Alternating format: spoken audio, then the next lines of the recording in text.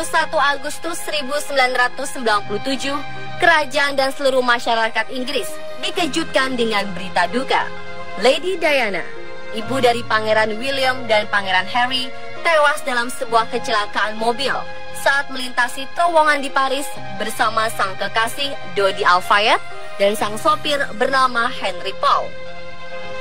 Berita kematian Lady Diana tidak hanya membuat masyarakat Inggris menangis, tetapi juga seluruh masyarakat di dunia ikut berduka dan bersedih atas kematian mantan istri Pangeran Charles yang terkenal cantik, berjiwa sosial, dan ramah ini. Meski Princess of Wales telah tiada, sejumlah kontroversi tentang dirinya masih terus bergulir hingga saat ini, termasuk perkara kematiannya. Banyak masyarakat yang menduga-duga kalau Lady Di dibunuh oleh pihak kerajaan Inggris. Lalu, benarkah Lady Di dibunuh?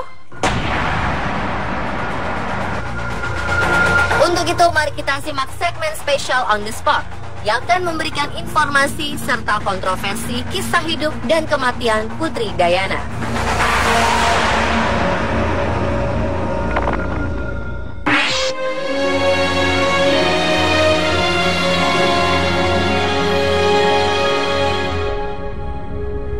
Lady Diana atau Putri Diana dilahirkan pada tanggal 1 Juli 1961 di Park House, Sandringham Estate.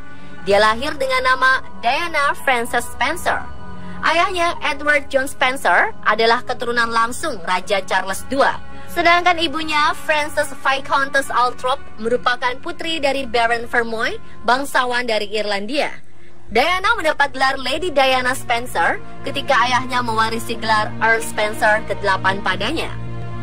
Spencer memang sudah dekat dengan keluarga kerajaan Inggris selama berabad-abad, dan semakin dekat ketika mulai mendukung kerajaan selama tahun 1600-an. Nenek Diana, Ruth Lady Vermoy, adalah seorang teman lama dan seorang dayang untuk Ratu Elizabeth, sang ibu ratu. Ayahnya menjabat sebagai equerry kepada Raja George VI dan untuk Ratu Elizabeth II.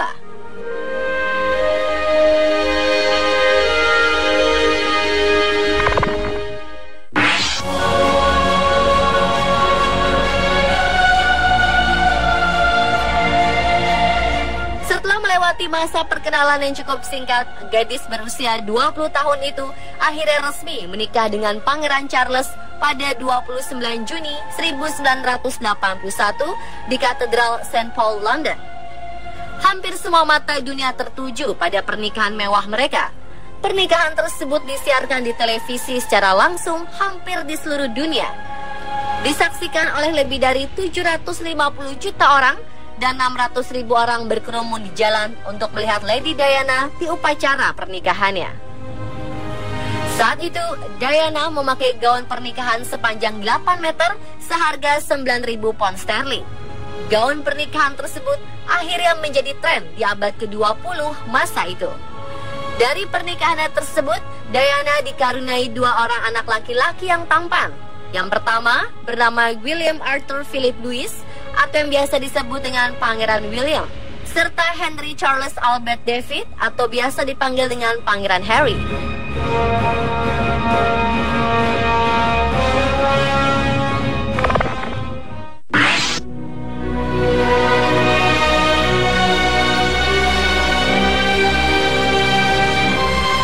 Kekaguman masyarakat terhadap Putri Diana bukan saja karena kecantikannya, tetapi juga keramahannya pada semua orang. Selera modenya menginspirasi dan aksi-aksi sosialnya. Sejak menikahi pewaris tahta Inggris Pangeran Charles, Lady Diana menjalankan tugas resmi kerajaan. Hal ini dibuktikan dengan perhatiannya pada para penderita AIDS.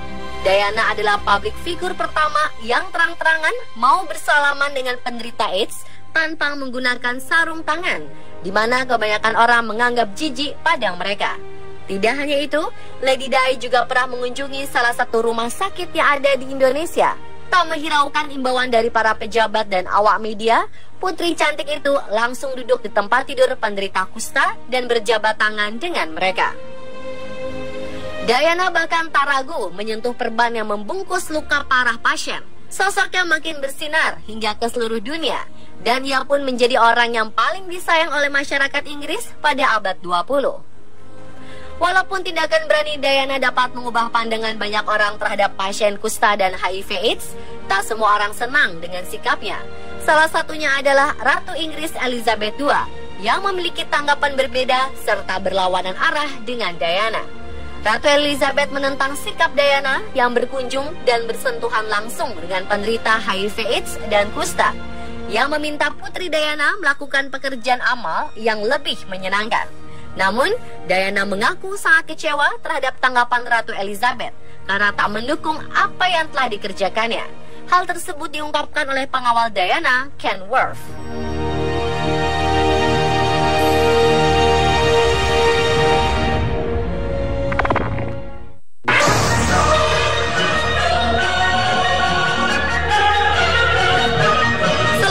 Tahun setelah pernikahannya, mulai muncul benih-benih keretakan rumah tangga Diana dengan Pangeran Charles. Dikabarkan Pangeran Charles tengah berpaling dari Diana. Ia kembali berhubungan dengan cinta pertamanya, Camilla Parker Bowles. Kabarnya, pernikahannya dengan Charles diawali dari kepentingan politik. Hal tersebut membuat Diana depresi dan akhirnya menderita bulimia, yaitu keadaan di mana seseorang makan secara berlebihan, secara berulang-ulang, dan kemudian kembali mengeluarkannya. Bahkan Diana pernah mencoba melukai diri sendiri dan melakukan 5 kali percobaan bunuh diri. Berat badannya turun drastis.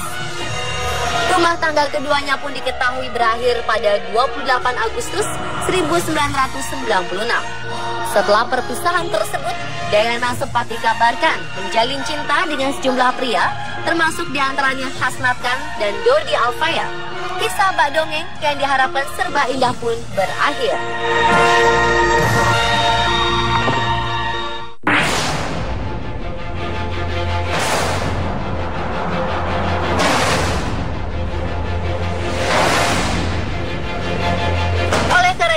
Diana menjadi objek yang paling diburu oleh media atau wartawan di seluruh dunia selama menjadi Putri Inggris.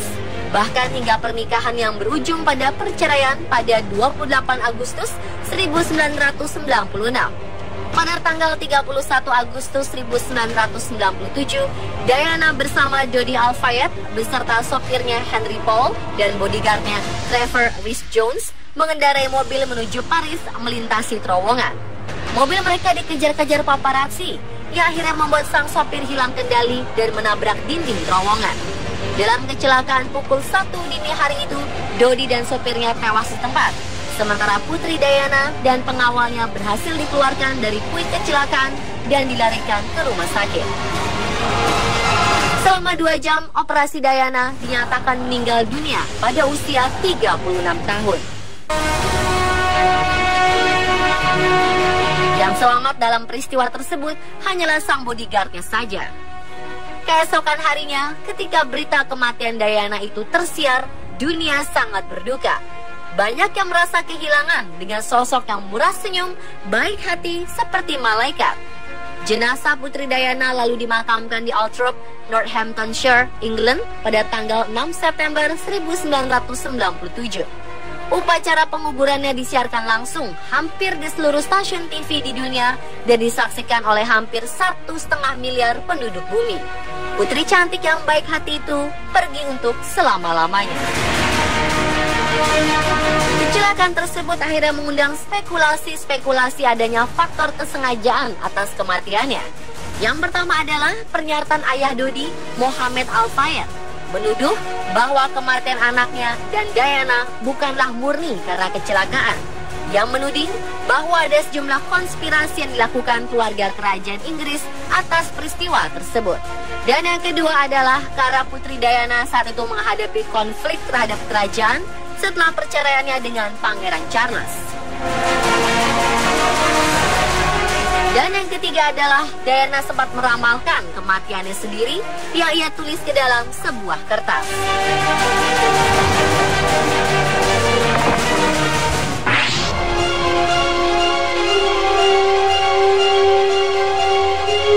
Di tengah duka akibat kepergian Diana, banyak teori konspirasi bermunculan terkait kecelakaan yang merenggut nyawa sang lady. Hal tersebut dilakukan untuk mencegah Diana menikahi seorang muslim. Sehingga inilah yang menjadi alasan kuat penyebab kematian yang merenggut nyawa Diana serta putranya tersebut. Menurut ayah Dodi, keluarga kerajaan, Badan Intelijen Inggris, dan Amerika Serikat ada di balik kejadian tragis itu. Mengenai keterlibatan badan-badan intelijen, dugaan tersebut mengarah pada sabotase sabuk pengaman mobil tersebut karena Diana memiliki kebiasaan menggunakan sabuk pengaman ketika berkendara. Namun anehnya, pada malam tersebut tak ada satupun yang memakai sabuk pengaman. Diduga, Badan Intelijen Domestik Prancis bekerja sama dengan MI5 dan MI6 untuk menyabotase sabuk pengaman tersebut. Menurut keterangan, Diana ditarik keluar dari mobil dalam kondisi masih hidup, namun ambulans baru datang setelah 45 menit kemudian. Mengapa bisa begitu lama? Spekulasi yang muncul, kedatangan ambulans sengaja ditunda agar sang putri tidak sempat mendapat pertolongan. Lalu apakah dugaan yang dilemparkan ayah Dodi tersebut terbukti benar? Bahwa Lady Diana dan putranya Dodi Al-Fayed dibunuh pada malam tersebut? Saksikan kelanjutan cerita Lady Diana, The Unfinished Stories, besok di jam yang sama.